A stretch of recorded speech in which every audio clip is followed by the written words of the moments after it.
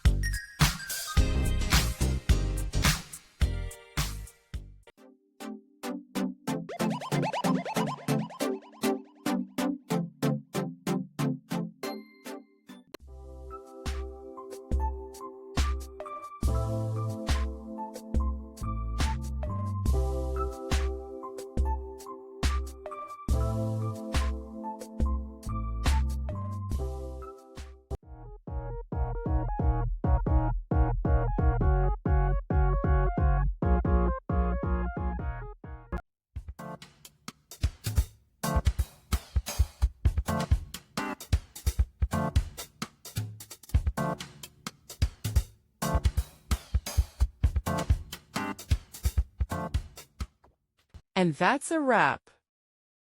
I hope you found the answer you were looking for.